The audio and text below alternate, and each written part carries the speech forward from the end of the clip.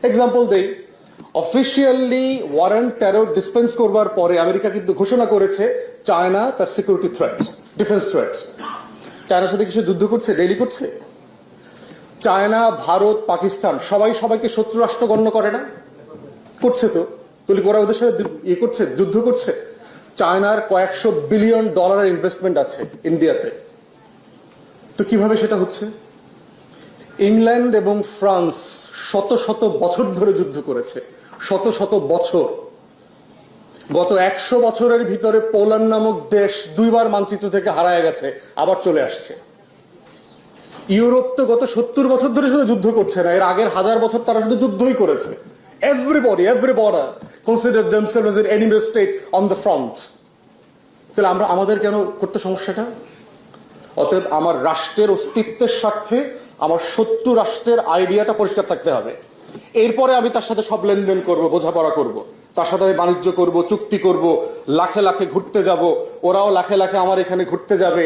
আমরা সবাই সবাইকে ইলিশ মাছের সময় ইলিশ মাছ পাঠাবো, সে আমাকে ফেলানির লাশ পাঠাবে, ইয়াবা পাঠাবে, ফেন্সিডিল পাঠাবে, সব পাঠাবে। এর নাম হচ্ছে শত্রু বন্ধু রাষ্ট্র। এরপরে দেখেন থ্রেট পারসেপশনের প্রবলেম। ভারত কি আপনাকে বন্ধু রাষ্ট্র মনে করে? আপনি যে ফেনা তুলে ফেলছেন ভারতের তেল মারতে মারতে, ভারত আপনাকে কিভাবে দেখে? পার্লামেন্ট উদ্বোধন হয়েছে গত বছর না আগের বছর, দেখবেন সে পার্লামেন্ট বিল্ডিং এ অখণ্ড ভারতের একটা ম্যাপ তারা লাগিয়েছে, যেটা নিয়ে দেখবেন যে মালদ্বীপ, পাকিস্তান অনেক রাষ্ট্র কিন্তু প্রতিবাদ করেছে। কিন্তু বাংলাদেশের এই অনির্বাচিত কুলাঙ্গার সরকারের তো যেহেতু দম উঠে গেছে, বিকৃত সরকার তো সেটা করতে পারে নাই।